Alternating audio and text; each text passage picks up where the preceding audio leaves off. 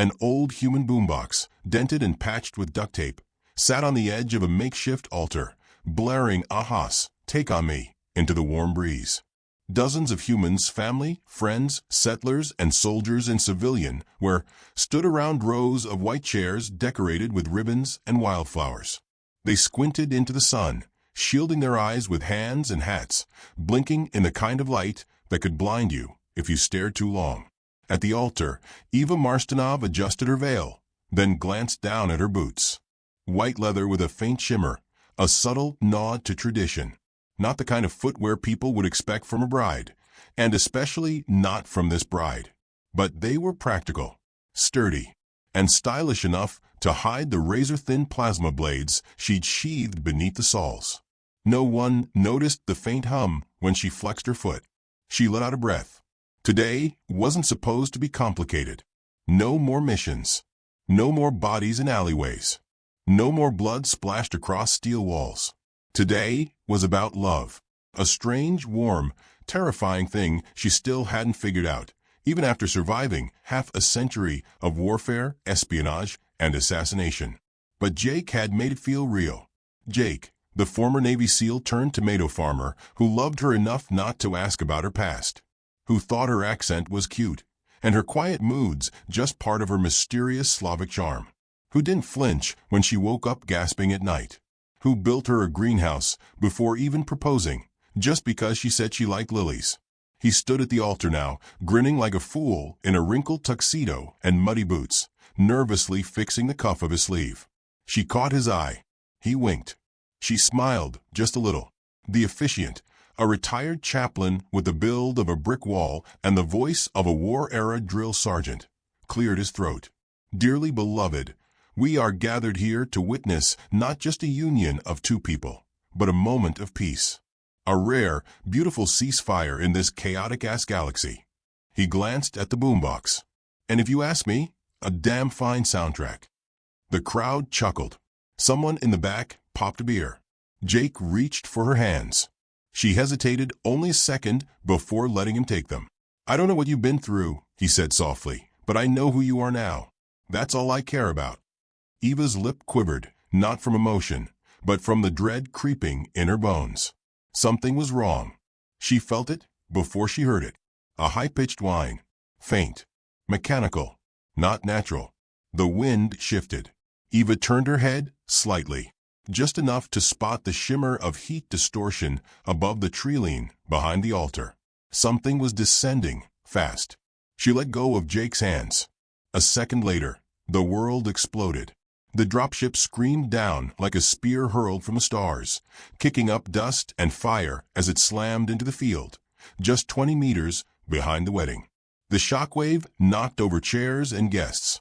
The boombox cracked in half, speakers hissing out sparks. Eva didn't move. She stood still as screams erupted around her, watching the ships ramp lower with a hydraulic hiss. Out marched 20 soldiers in obsidian black armor, faces obscured, weapons sleek and alien.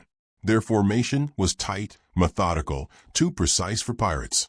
These weren't scavengers. These were Galactic Empire forces. Their commander stepped forward, tall and gleaming, his voice metallic and theatrical. By order of Emperor Gralix IX, the human known as Eva Marstanov is to be detained and brought in for questioning. Resistance will be met with lethal force. The crowd went still. Jake stepped in front of her. You got the wrong damn wedding.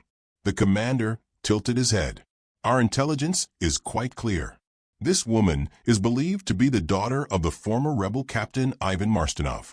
We are authorized to extract her for interrogation. Eva's fingers twitched. Jake turned to her, confused. Your father was a captain? She didn't answer. The commander raised a hand. Seize her. 2 soldiers stepped forward. Eva moved like lightning.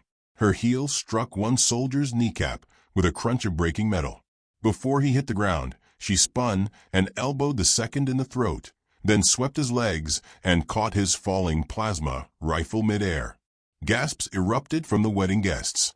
One old man dropped his sandwich. The commander froze. She's armed. Jake gaped. Eva, what the hell? I'll explain later, she said, flipping the rifle and firing at the dropship's engines.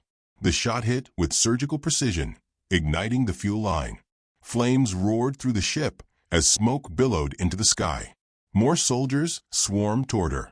She pulled a bouquet from the altar. White roses tied with a ribbon. Twisted the stem. A hidden trigger beeped. She tossed it under the alien's feet. Boom. Bodies flew. Guests scattered. The priest dove behind a chair, muttering, "Should have stuck to funerals." Eva grabbed Jake by the collar and dragged him behind a crate of kegs. "You said you were an engineer," he hissed. "I am. Just in a different field." "What field?" "Assassination." Jake blinked. "I'm sorry, what?" "I'll explain later. For now, get to the barn and take the underground tunnel. I'll meet you there." He stared at her like he was seeing her for the first time. Then nodded. "Don't die before I get to say I do." She kissed his cheek. "You won't get rid of me that easy." He bolted. Eva turned, rifle at the ready. The commander had regrouped. "You are surrounded, Earthling." She rolled her eyes. "I'm not surrounded. You're just in my blast radius." She activated a device on her wrist. The wedding arch exploded, launching shrapnel in every direction.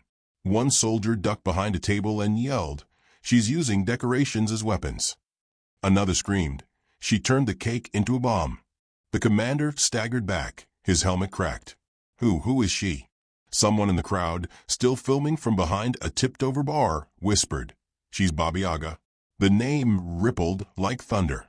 Eva slipped into the chaos, vanishing into smoke and gunfire. Inside the dropship's smoldering wreck, a private stumbled upon her veil, still smoldering. Attached was a tag from a bridal shop. The back had a handwritten note. To Eva Marstanov, a.k.a. Baba Yaga, "Congratulations on not killing anyone for 6 months. Don't mess it up." The commander read it. Slowly, his expression darkened. "We attacked her on her wedding day." Another soldier groaned. "Is that bad?" The commander dropped the card. "It's suicidal." Above them, the human guests were regrouping. Someone picked up a rifle. Someone else duct-taped fireworks to a drone. A group of grannies formed a perimeter with meat cleavers and turkey basters. The fight wasn't over, but Eva was already gone. Back in the forest, she crouched low beneath the shadow of the tall grass, her breathing steady. Her fingers danced across the weapon's stock like a pianist in rehearsal. She wasn't panicking. She wasn't angry. She was focused. They didn't know who they'd come for. They thought she was just someone's daughter, not the assassin who once eliminated an entire royal family in a single night using only string and a spoon.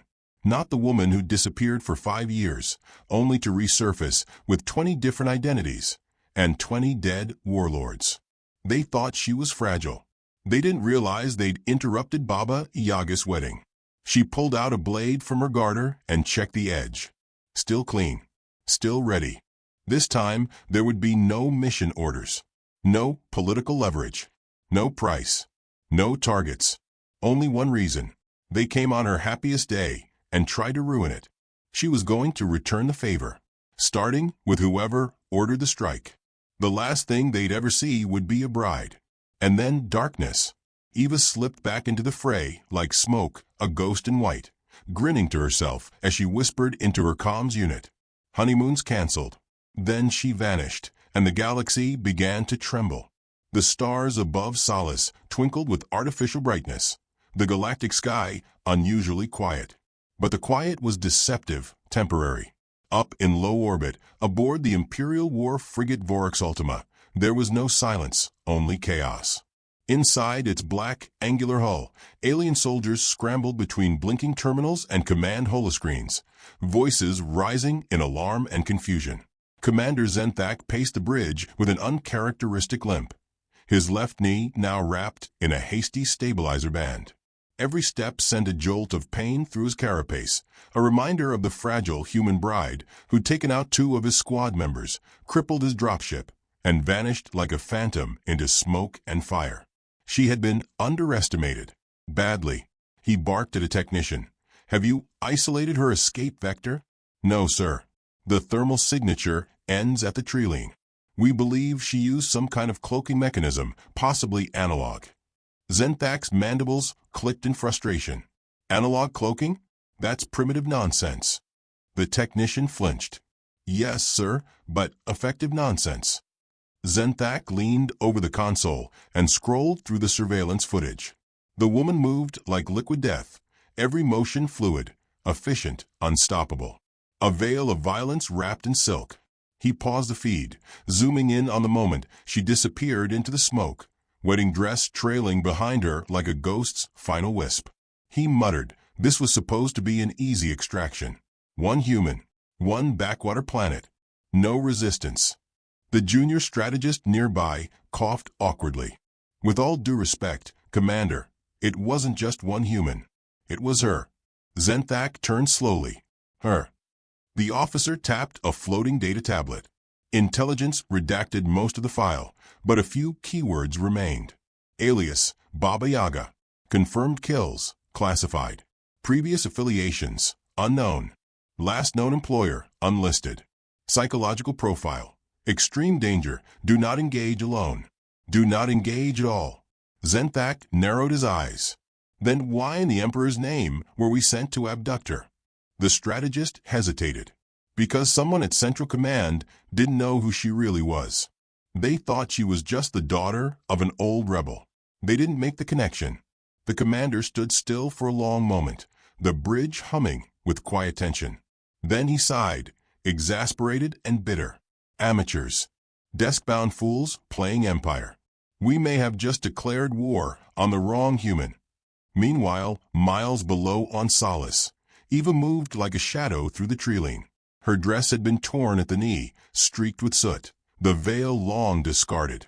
Beneath the once satiny fabric, combat gear was stitched in dark gray, flexible, and nearly invisible under normal light. She carried the stolen plasma rifle across her back, a compact sidearm on her hip, and a pair of knives she'd carved herself tucked into both boots. The bouquet frag mine had been her last flourish, but she had a dozen more tricks buried under old smiles and makeup. She tapped her comm unit. No response. Jake wasn't answering. Her jaw tightened. She knew he'd gone to the barn. That had been the plan. He'd escape through the tunnel beneath the old grain silo, make contact with her contingency contact at the nearby outpost, and wait for her extraction signal. But something gnawed at her. A knot in her gut she couldn't shake. She emerged into the clearing near the crash site of the Empire's dropship. The ship still smoked, a few minor explosions flaring from the ruptured engine pod. Bodies littered the ground, some breathing, some not. She moved with silence, checking pulses, disarming survivors, tying up limbs with wedding ribbon. She wasn't there to kill unnecessarily. Not yet. But when it came to Galactic, the idiot emperor who'd ruined her ceremony, his name was already carved onto her mental hit list. She found one alien still conscious, barely. Small and thin, armor-dented, and one arm dangling uselessly from a dislocated shoulder. His eyes widened when he saw her. Eva knelt beside him. "What's your name?" "Splarn," he wheezed. "Splarn. Good. I'm not going to kill you." The relief on his face was obvious. "Unless," she added gently, "you lie to me." His pupils dilated. She leaned closer, dagger glinting just enough to make a point. "Why did you come for me?" We thought you were the rebel captain's daughter. We were told to extract you for leverage against remaining human factions." "Who gave the order?" "Emperor Galactic. It came from him directly. I swear on my clan's birth flame." She believed him, not because of his oath, but because of the sheer idiocy of it. Galactic was known for three things: arrogance, dramatics, and catastrophic underestimation of Earth species. A lethal trifecta. He probably thought abducting a human bride would make him look powerful, poetic, maybe even regal. He had no idea she was the galaxy's most dangerous woman on a good day. And this wasn't a good day. She nodded. "You're going to deliver a message." I will." "Yes. You'll tell them I'm coming. That I'm not interested in surrender, or diplomacy, or delay. I want Galactic. I want a formal apology on Imperial letterhead, with a fruit basket and an armored escort." What kind of fruit basket?" Surprise me. She patted his helmet and vanished into the forest again, leaving him blinking in stunned silence. By the time she reached the barn, she knew something was off. The door hung open, swinging in the breeze. No guards. No tracks. She slipped inside silently, eyes adjusting to the gloom. The tunnel hatch was ajar, but untouched. She pressed a button on the wall. The generator hummed. Emergency power kicked on. A blinking red light on the corner console caught her attention. A single signal. Not from Jake, but from an unknown source, piggybacking on her wedding system's comms network. She tapped into it. The screen came alive, revealing a shaky, distorted feed. A massive throne room appeared. Banners of gold and red hung from the ceiling. At the center sat Galactic himself, bloated and smug, flanked by guards in full regalia. A few human prisoners stood bound in chains before him. Wedding guests, perhaps. Maybe even someone she knew. The feed glitched, then cleared. Galactic leaned forward. "Eva Marstanov," he purred, his voice thick with self-satisfaction. "Or should I say, Baba Yaga? The galaxy whispers your name with fear. Quite a reputation. And yet so touchingly sentimental. A wedding. A quaint ceremony. Very human of you." Eva's grip tightened on the console edge. Galactic smiled wider. "I now hold 12 of your guests. One of them claims to be your betrothed. Tall, messy hair. Uses odd metaphors involving tomatoes. Charming, really. He cried your name when we took him." She didn't blink. "I offer you this," he said. "Surrender yourself, and I'll spare the others. Refuse, and they will die slowly and with ceremony." The screen cut out. Eva stared at the blank console, heartbeat ice cold, mind sharper than it had been in years. They had Jake, and now she had a reason. The kind of reason that made her teeth clench and her limbs coil like a loaded spring. The kind of reason that ignited the part of her soul she tried to bury, the part that had once dismantled a crime syndicate with nothing but mirrors and poison. She opened a crate hidden beneath the barn floor, revealing a set of black gear, smoothed with reinforced nanoweave and carbon blend armor. Old, well-worn, deadly.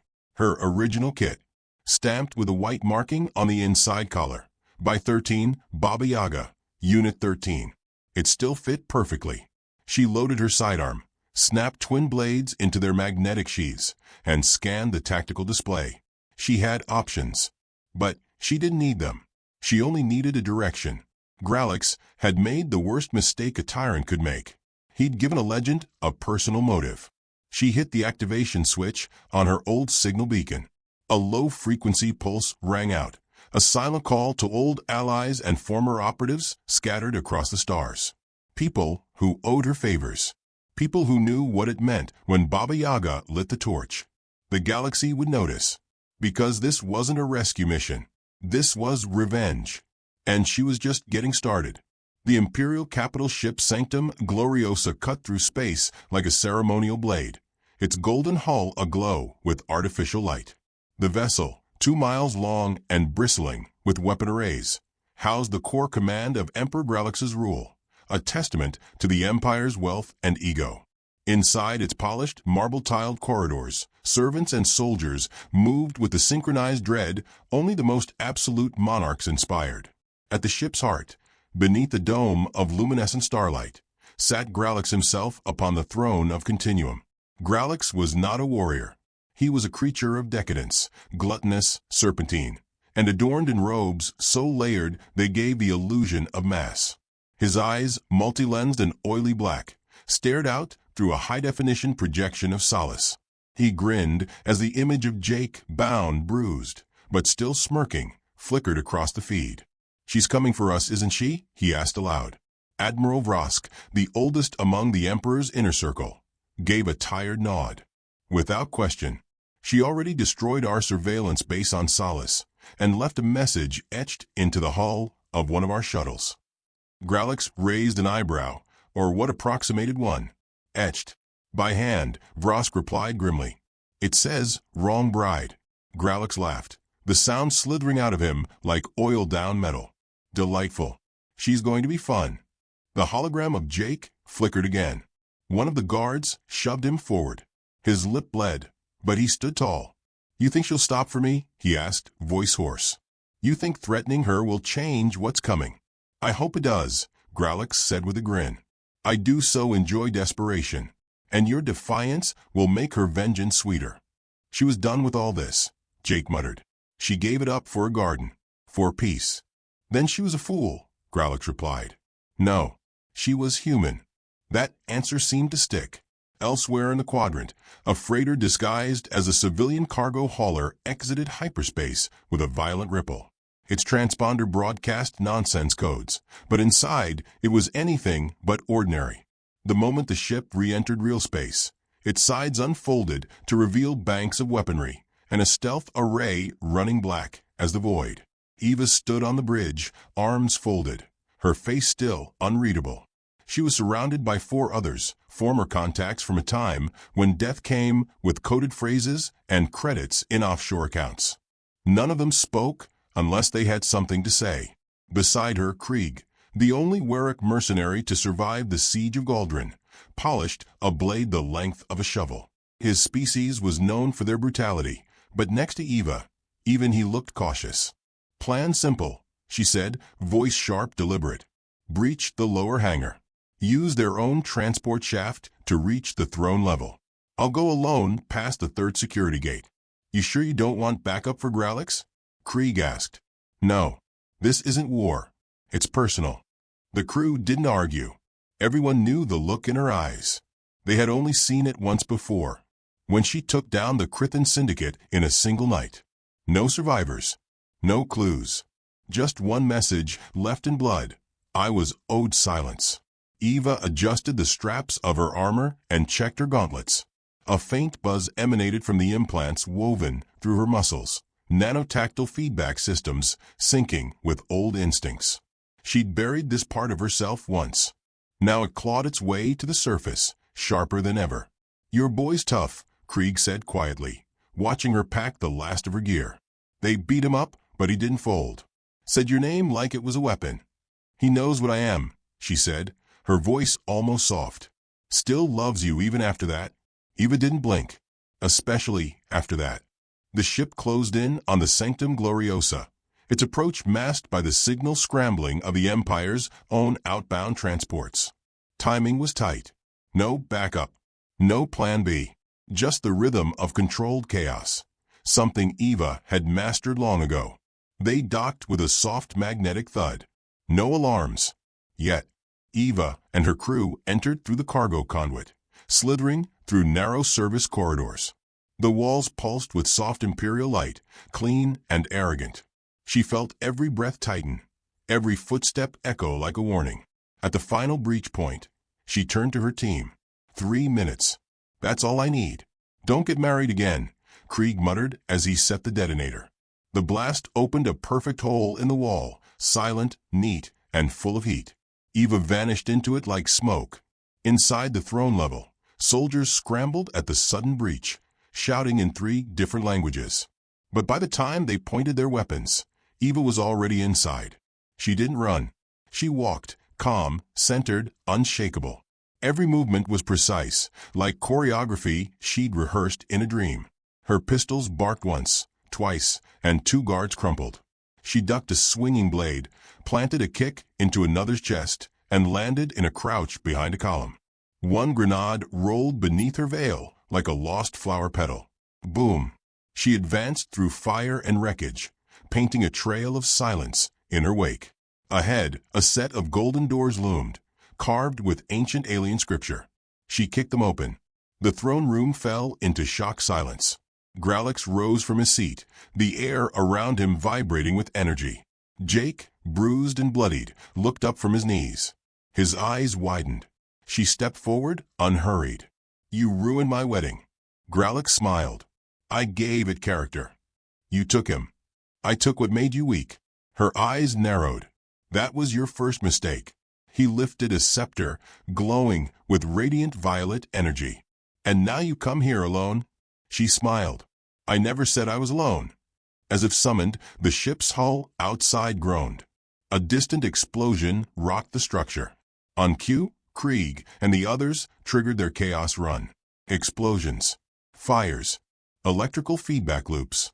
Half the ship's defenses fell silent. The lights flickered. Galactic snarled. "You'll never reach me. I'm already here." He lunged forward with inhuman speed, the scepter arcing through the air. She ducked under it, spun, and drew both blades. Steel met energy. The fight was fast, brutal, almost a blur. Galactic was stronger, but she was faster, more precise. She ducked, sliced, spun, kicked. One blade found his side. The other nicked his jaw. He roared and swung wide. She leaned back, then drove a knife up beneath his chin. He gurgled, then dropped, bleeding black onto his throne. Silence. Jake exhaled, chest heaving. "You came late," she muttered, cutting his bindings. But in style. He smiled through split lips. "You're terrifying. You say that every time. You say that like it's a bad thing." Alarms started again, louder this time. Eva scanned the room. Time to go. Jake grabbed a fallen plasma rifle. "You sure you want to marry me? I just killed an emperor for you. What more do you want?" He grinned. "Nothing. Just checking." They ran. Behind them, flames consumed the throne room. The old banners curled and burned. Across the ship, rebel signals hijacked the comms network, playing a loop of Earth's most iconic anthem. Rick Astley's "Never Gonna Give You Up." It echoed through every hallway as Eva and Jake vanished into the escape tunnel, leaving behind a ruined empire and the legend of a wedding no one would forget. The cargo ship rocketed away from the disintegrating Imperial flagship, trailing smoke and debris in its wake. Alarms shrieked behind them, distant but still clawing through the reinforced hull, as the Sanctum Gloriosa crumbled like a dying beast. The Empire's command ship, once a floating monument to dominance, had become a smoldering tomb, the final resting place of Emperor Galactic. His throne cracked. His reign ended by a woman in a wedding dress with a pair of knives. Eva sat on the floor of the ship's rear hold, back against the bulkhead, her head tilted against the wall, eyes closed. Sweat clung to her temples, smeared with soot and blood, though none of it was hers. Her dress, once immaculate, was now in ribbons. Her armor was scorched. Her fingers were raw. But her breathing was steady, her mind razor-sharp. Across from her, Jake paced slowly, flexing his fingers as if trying to shake out the remnants of adrenaline. He still had cuts across his cheek and jaw, purple bruises under his shirt, and a broken knuckle. But he hadn't let go of the plasma rifle he picked up back in the throne room. He carried it like it belonged to him now, like something he'd earned. "You're still bleeding," she said, without opening her eyes. "So are you," he replied. "Not mine." He stopped pacing, squinting at her in that way he did when he was trying to figure out if she was joking. "You really did kill him," he said after a long pause. "Galactic. I told you I would. I thought you meant metaphorically. I don't do metaphorical." He gave a half-laugh, mostly air. "You saved me. You're my husband." He stared at her. She opened her eyes. "Or do you still need to think about that part?" Jake crossed the room and sat next to her, dropping beside her like a man who'd finally exhaled after holding his breath for hours. "I was hoping we could go back to the garden. You know, the normal life. Tomatoes. Bad sitcom reruns. Getting drunk on discount champagne. That sort of thing." "I'd like that," she said softly. "You mean that?" "I do." He leaned his head against hers. For a moment, there was silence between them, thick but comforting. Their hands found each other in the dim light, fingers interlacing without ceremony or hesitation. It wasn't the romantic finale of a story. It was something real, something earned, something only the two of them could understand. The pilot's voice crackled through the intercom, breaking the moment. "We've got movement on long-range scanners. Multiple Imperial signatures heading our way fast." Jake sat up straighter. "I thought their command structure was in ruins." "It is," Eva said, standing slowly and brushing hair from her face. "But that doesn't mean they won't fight like corner dogs. Without Galactic, the chain of command's going to fracture. They'll be scared, desperate, and desperation makes people stupid. Can we outrun them? Maybe. But that's not the point." Jake frowned. Then what is? Eva looked out the viewport at the distant glow of stars and engines. Now that Gralix is dead, there's a power vacuum. Dozens of warlords will fight to fill it. And the people caught in the middle, the civilians, the colonies, the ones who never picked a side, they'll suffer. He stood beside her, voice low. So we stop them? No, she said. I stop them. You. If you say go back to the farm, I swear. I was going to say you stay with me. Jake tilted his head, eyebrows raised. Eva reached into her utility belt and pulled out a thin, sleek datapad. She tapped it. A blue hologram burst to life. Old names, call signs, faces. Ghosts. Some alive. Some dead. Others, who owed her favors the size of planetary debts. I lit the beacon, Jake. I brought back the shadows. He stared at the projection, then at her. You're not going back to retirement, are you? She shook her head. Gralix was only the beginning. He poked a sleeping monster and thought it would roll over. Now, the entire empire knows Baba Yaga's name again. I don't have the luxury of vanishing anymore. His expression darkened. Then, neither do I. You don't owe me this. I love you, he said. I married you. All of you, including the part that can dismantle an empire with a fork and a grudge. She laughed, short, surprised. You really do know me. He smiled. So what's the plan? First, we draw them out. Let the warlords expose themselves. Then we dismantle them one by one. Any chance that includes some light gardening in between. If we survive the first month, I'll build you a greenhouse on every planet we liberate. Deal. The intercom flared again. Brace for impact. They're closing fast. Eva's tone shifted. Battle stations. Now. They sprinted toward the cockpit. The ship's interior dimmed as combat protocols engaged. Steel shutters slammed down over the viewports, and the hum of the engine changed pitch, a growl rather than a purr. Outside, a dozen Imperial ships streaked into view, smaller than the Sanctum Gloriosa, but fast, agile, and well-armed. They formed a phalanx formation, engines burning blue, weapons locking on. Targets acquired, the pilot shouted. Eva slipped into the co-pilot seat and activated the manual targeting system. I'll handle their flanks. Jake, take primary cannons. He froze for half a second. You trust me with the cannons? I married you, didn't I? He grinned. Point taken. They fired in sync. The ship jolted with a recoil of plasma bolts. 2 enemy fighters exploded before the sound could catch up. Eva's movements were crisp, economical. She didn't miss. She didn't waste.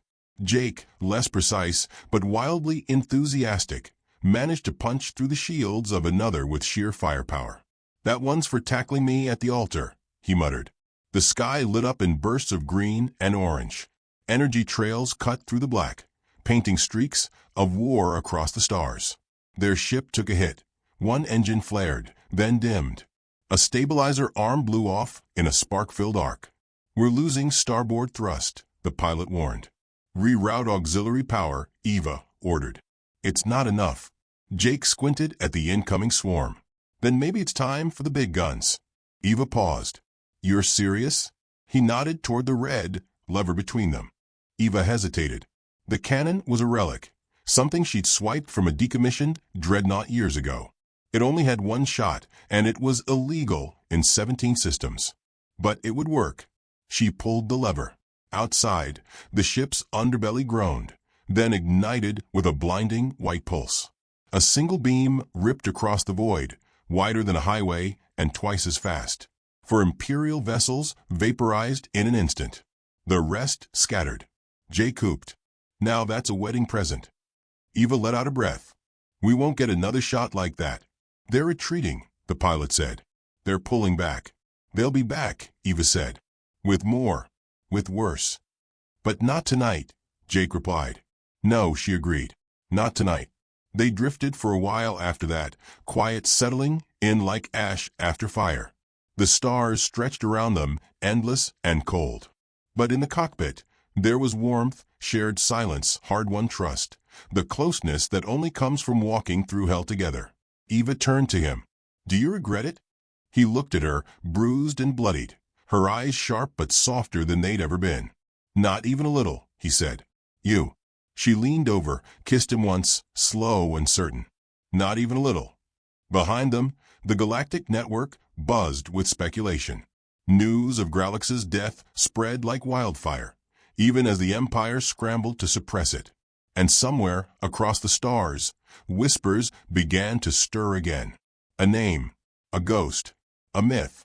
Baba Yaga had returned, but she was no longer alone. And the galaxy, already trembling, had no idea what was coming next.